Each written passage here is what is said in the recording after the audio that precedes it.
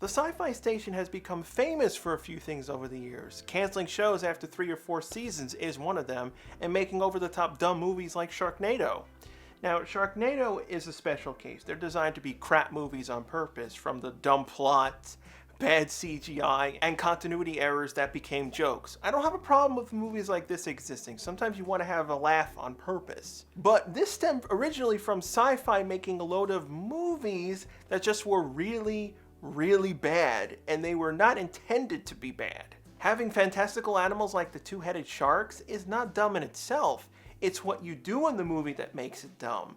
The original Jaws has a shark seek revenge on a boat. That's a weird plot, but it's an excellent film thanks to the writers, actors, and the director doing good work. There's several sci-fi films that I've watched, and the only reason why I even cared to see them was because of the actors they got. So for the next several weeks, I'll be reviewing some of these films going from okay to downright total crap, beginning here with Lightning Strikes. Of course, the reason why I checked out the film was Kevin Sorbo being in this one. If you're a fan of Herc, it's very much him playing Hercules again. I mean, his character had his wife killed off. The story of this one involves a small town of Roscoe that starts dealing with the bizarre deaths that involve lightning strikes. These are no ordinary lightning strikes. The movie focuses on several groups of characters, from storm chasers to a bounty hunter. The plot is like something that would come out of a comic book, but I will give them credit in working in somewhat scientific justification. The writers here do try to make the story work. I'm still asking hundreds of questions all over the place, but it's not as bad as other films. The first death that starts off the movie is with Nancy and John, her son, coming back from a wedding. The reason why I find the movie decent, they did write these characters with believable personalities. Some of them are having troubles in their lives, like here, Nancy doesn't have a really good connection with her son. She lost her husband not too long ago, plus she's always busy, but they're trying to work this out. I just want to say thank you for coming to Irene's wedding with me. I didn't want to go this one alone. When lightning starts hitting the ground, taking out a tree, then blasting right through the car, cutting it in half. This is when we find out that the lightning is alive. It's some sort of energy being. It's attacking people, but no explanation to how it picks its targets. Sadly, John is mortally wounded, where we get to see the first glimpse of the being as it kills him. Could it be a freak accident? Some person got turned into this thing? Could it be an alien? Either way, it's murdering people, but it did spare Nancy. Now, I don't think it has control over the weather. If it did, people would be dying left and right, and this thing would have been exposed earlier. This could easily be an episode of X-Files if the writing was on par with it. It seems to be kept at bay by how long it takes for the clouds to move around the area, or if the clouds build up to a proper lightning storm. I'm glad there's some sort of logic to this. This brings Sheriff Bradley to the scene. He's what you expect. Sorbo plays him straight to the point. You can see he's not fazed by the bodies, but he's not a total stiff. He's friendly with the people, and he's always trying to keep his town safe. The movie does suffer really bad from its low budget. While the effects are decent enough, there's not much in terms of action through the film. This has one positive, building up some of the characters, but it really shows, especially with the town. There's literally 4 locations. The hospital, where Nancy is put with her dead son's body that's weirdly right next to her room. Is that normal to have a morgue near patients? I don't think so. You're gonna hear the saw when they do autopsies. But this has got to be the laziest dressing of that area. It's just this small section of road. All the set pieces are in this one area like a video game. The camera never looks to the right side, so they're forced to do basic zoom ins to cover up the limited area. Some things just fade to black in the distance or just are plopped on the road. To top it off, most of the interiors, you can see people's breath. Mainly in the bar scenes, they really rushed this out. So we have a superpower being. That means we gotta get the weird bounty hunter that follows it. Here comes Donovan. Basic creepy guy coming into a small town. He's actually not the bad guy. He's an ass. The bad guy is the town mayor. Ironically, I think he's the most unbelievable character in the whole movie, even over the freaking lightning monster. First, he's an ass to everyone, talks down to the sheriff, doesn't listen to his input, hates seeing homeless people, and when the sheriff told him about the deaths from the lightning strike, all he cared about was Did they get cut in half? Right, but there was no gruesome death. Like somebody being cut in half. Like, what the hell does that matter? A person died, burnt to hell from a bolt of lightning, and you're worried if they got cut in half? His logic is the news won't be as big. I could see why the town's drying up.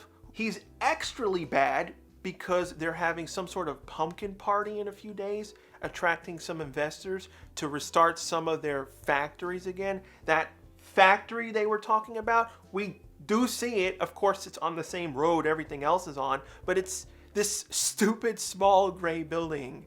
Who are you kidding movie? Now, this is where the shift from the semi-science side ends and goes right into the paranormal stuff. The Donovan guy is hunting down the creature because it killed his son, but that's not all. For some reason, the way this monster works is that if it attacks two people, one of them gets spared because of some sort of rule, which they try to explain by saying the monster originated from Egypt. I'm sorry, writers, you are not clever like the Stargate SG-1 series. You're making me ask a billion questions. For argument's sake, let's accept this as true. This lightning monster was started in Egypt. Fine, lots of stories use Egypt as a backdrop. But this means said lightning monster is evil magic? Somehow converts a person into this killing thing, but then for some reason has a rule imposed: if it kills two people, one must be spared, and this person gains the ability to be impervious to lightning. Why? How does killing someone give the other superpowers? Second, the lightning monster is smart. If I had this limitation, I'd be making sure to be killing single targets, which it does. There's a guy that decided to leave town going down the same road Nancy and her son were on and got killed, as well as a cop that went to the scene, which no one checks on for 2 days for some reason. So Nancy and Johnny die, unknown people of the town. Bradley is there the next morning. Two guys die right after from the town. No one reports the dead bodies or even cares about the police officer gone missing for days. Movie, you're making my head hurt. So the lightning monster can kill single targets. Why not just stick to that? Even if you want to argue, well, maybe this rule was added on so that humans have a fighting chance. Maybe some Egyptian god is nice, but not nice enough to tell people of said evil. We got to figure this out on our own? Yeah, no. Third, around 3,000 years have passed. Wouldn't the lightning monster amass a large group of people into slaying it at some point? Or at least have books documenting these incidents or these superhero-like people over the centuries? The writers wrote themselves into a corner. They needed a way to stop the monster, so the whole second person being spared was created to do this, allowing either Nancy or Donovan the ability to get rid of the monster. But how come they couldn't just make this monster just recently appear, I don't know, 20, 30 years ago, and then leave it at that? The movie has a big issue on what it wants to be, a science fiction story about a monster or more about gods and evil tormenting a planet, because they bring in this storm chaser team who's following special weather phenomena that the professor coined blue lightning. These three, Angel, Professor Connors, and Jerry, are close. Angel and Jerry are there to pass their PhD dissertations. Connors needed help mapping storms for global warming, so they joined him. They bicker, have some fun jokes, see their weird sides. Like I said, the characters aren't bad. It feels more like they're in the wrong movie. They'd fit in a real genius-like movie. All they do is track the blue lightning to Roscoe, then bump into Donovan, which the professor somehow knows. So that means Donovan was some sort of expert on weather too. Why did they need these additional characters? Donovan could have spewed out the same information, even give him some of the weather equipment. You didn't need these three. They just took up time the movie needed. Nancy, who is supposed to be a main character, is mostly ignored. She does eventually wake up, sees her dead son in the next door morgue, then starts wandering around the town. For whatever reason, no one stops her or questions her. She eventually stumbles onto the sheriff's home, which looks like a farmland, so I don't know how she walked that far. She stumbles onto the sheriff's son passing out.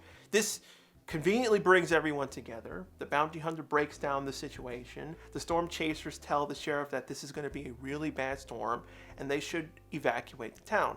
There's just no time for this movie to breathe. It feels like 3 movies were put together. You have the backstories on the people who are dealing with some unfortunate issues, Bradley losing his wife, his son being resentful of him because he treated him too much like a kid. So you have that family squabble, the storm chaser truck gang that feels like real genius, Nancy and her son, then the lightning monster trying to be a sci-fi plot, then switching over to the paranormal plot. There was enough story here to do a mini-series. So how does all this mess end? Well, bounty hunter guy builds basically a giant lightning rod. His whole plan is to get electrocuted. Let me get this straight. They went out of their way to explain this convoluted story, but for this plan to work, you need to be electrocuted by the monster to enter the lightning dimension. Am I the only one seeing the problem with this script? How is this any different from you being hit by this thing in general? Because he was hit by the monster earlier in the film when he was protecting people during an attack. What makes this lightning rod work? The lightning monster, of course, attacks during the pumpkin party. It quickly turns into a horror flick. People dying, most of the main cast being killed off. They did every suspense trick in the book. The first problem was the lightning rod machine needed power to work, so Bradley's son wants to help the guy out. Of course, put him in danger. He brings a generator. This generator is no good. So Billy from the Storm Chasers is like, we got a shielded generator. I'm going to be a hero for this scene. Except this makes no sense. Donovan, who's built the dumb thing, would have known about this problem. Also, why the hell doesn't he have a generator with him? He carries around the materials to build this 2-story lightning rod, but doesn't bring his own generator? That's like forgetting power tools to build a house. Was it so hard to have one of the attack scenes involve his truck being zapped, blowing out the generator or something? Then another pointless obstacle. Bradley and Nancy go to the roof as the lightning storm is going insane. He gets to the top, a lightning strike hits the roof, so Nancy is trapped because the roof hatch closes. How come she can't open it? The lightning didn't wield it shut. Second, even if it got stuck somehow, Bradley has a gun. He's the sheriff. Shoot the latch off and get her up there. And 3, Nancy didn't do squat. She's the other that could survive lightning hits, but all she really does is barely rescue the sheriff's kid. So in the end, Donovan gets zapped into the monster's dimension and they vanish. Even though this plan hinges on the idea that Donovan has that immunity, he's able to hold the monster forever. Last time I checked, you can absorb lightning hits, not stop a monster from changing dimensions, and that's where the movie ends. Some of the cast survives. We assume Nancy falls in love with the sheriff, and they have a happy ending because of their parallel stories. I remind everyone here, this is the best of the 4 movies. I like Sorbo's acting, but it doesn't save this film. On one hand, there's things that are interesting, character personalities, what they're trying to do to fix their lives. On the other, the movie is full of stuff that makes no damn sense. The only time you really root for anyone is the mayor getting killed by the monster. The movie is so forgettable. It had an idea, but that's as far as it went. Pick this up if you want to watch something that's dumb in the background. If you're a Herc and Xena fan, I suggest don't bother with it. I don't know why Kevin Sorbo did this film. Thanks for checking out the review. Subscribe if you want to see more, and if you remember a movie or show that's long been forgotten, good or bad, leave it as a suggestion below. I'm always on the lookout for obscure stuff.